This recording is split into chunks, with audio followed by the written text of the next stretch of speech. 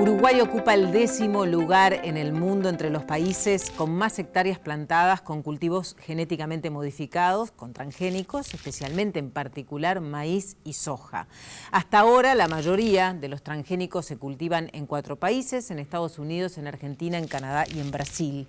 El año pasado en nuestro país, como hecho inédito, la División Salud de la Intendencia de Montevideo comenzó a etiquetar alimentos que tuvieran en su composición transgénicos a partir de la iniciativa de organizaciones de la sociedad civil, de diferentes grupos de la Universidad de la República y del Instituto Clemente Estable.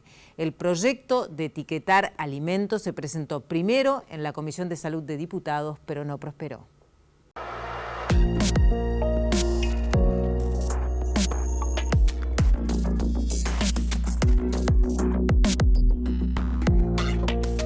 ¿Cómo podemos definir un transgénico? Bueno, un transgénico es un organismo que ha sido modificado genéticamente en el sentido de recibir ese organismo ADN de otro organismo, de una manera tal de buscar alguna ventaja tipo de productivo, agronómica. En el caso del maíz, originalmente se lo dotó de una característica que provenía de una bacteria que produce un insecticida. Entonces se transformó el maíz en una planta insecticida. Y en el caso de la soja, también se le introdujo una secuencia de ADN proveniente de un microbio, en este caso para hacerla resistente a herbicida, ¿no? Que el más conocido es el glifosato. Así a simple vista suena como que se contaminara esa semilla, o al menos porque viene un ADN de una bacteria o de algo que nos podría afectar. Algo de eso hay. A ver, el ADN es muy promiscuo y hace lo que llamamos en ciencia transferencia horizontal de manera natural. Entonces, en ese sentido, encontrar ADN de bacterias en un pasto, por ejemplo, no sería una cosa demasiado llamativa. El tema acá es que esto se ha hecho interviniendo el genoma. Y al intervenir el genoma, no se hizo por un proceso natural. Y la naturaleza sí que se toma su tiempo para hacer sus procesos. Esto se hizo de una manera dirigida buscando un interés económico. Entonces, esas construcciones genéticas en sí son algo artificial y que pueden llegar a generar algún tipo de problema, por ejemplo, que sean inestables.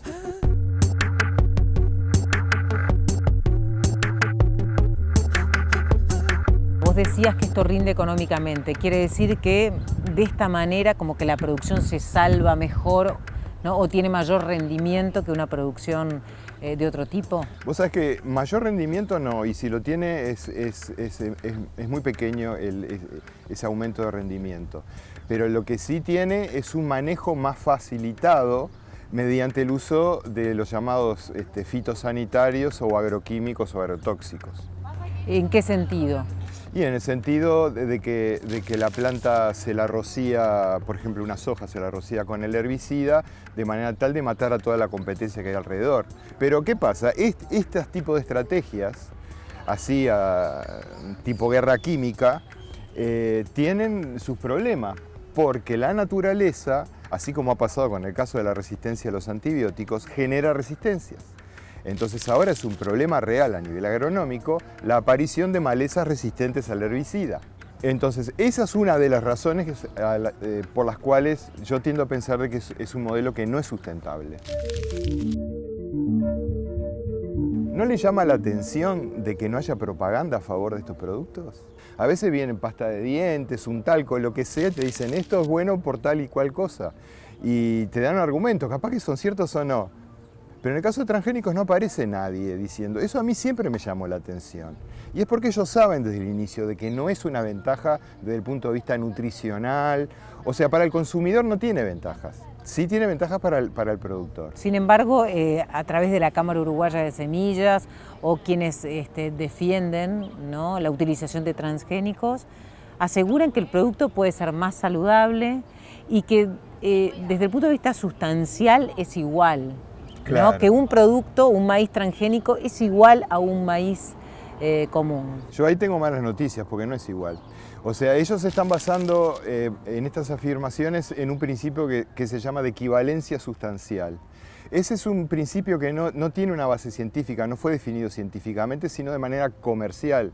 Entonces, cuando uno va a ver si realmente son iguales la planta, utilizando las últimas tecnologías de genética, biología molecular, se ve que las plantas no son iguales, que hay diferencias.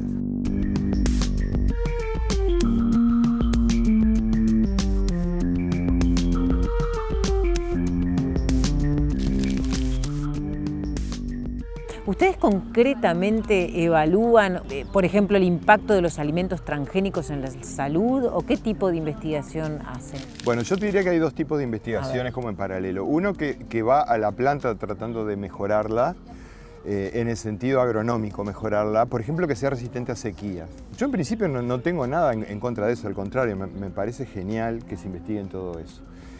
Pero hay otras líneas de investigación que van a estudiar las consecuencias de la aplicación del modelo transgénico o la aparición de transgénicos, por ejemplo, en alimentos.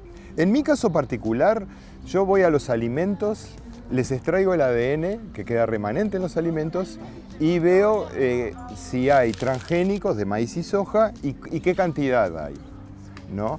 Eso es un dato. Pero otro dato que tiene que ir apareciendo es la casuística a nivel médico, y eso es lo que está faltando bastante en Uruguay.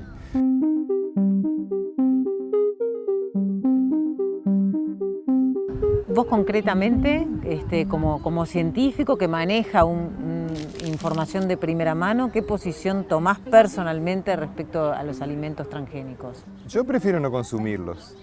Hablo de acá como ciudadano, no estoy dando acá la posición de la Universidad de la República ni de la Facultad de Ciencias, pero en fin, sé que no soy el único, porque hay una cuestión de que no hemos mencionado todavía, Carolina, y es central en todo esto. Es que los restos de agrotóxicos quedan remanentes en los granos que consumimos. Entonces, y esto que no es privativo de los transgénicos, porque los agrotóxicos están en frutas, verduras, hortalizas, en fin, ¿no? Y después ahí hay toda una serie de manejos que uno podría hacer para tratar de evitar eso. Pero en el caso de los transgénicos fueron diseñados específicamente para resistir dosis masivas de, por ejemplo, herbicida. Y restos del herbicida, que se sabe que es tóxico, y que cada vez se sabe más sobre ese herbicida, que cada vez es más tóxico, lo que se va descubriendo, quedan en el grano, y yo prefiero entonces evitar en la medida de lo posible el consumir transgénico. ¿Y podés evitarlo?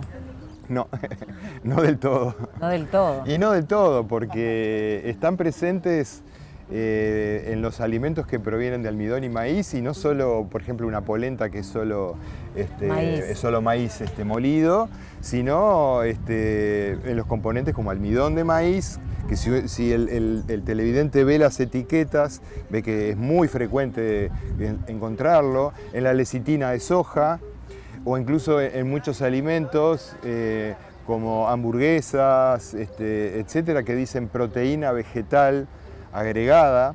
Y eso es soja.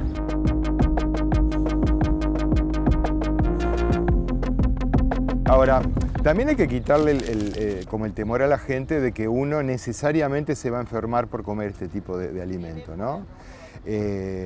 La gente consume bastante polenta, sobre todo en algunos medios geográficos y sociales, y la gente no se enferma de un día para otro, ¿no? O sea que a mí me queda claro de que estos transgénicos no nos van a enfermar de manera aguda, ¿no?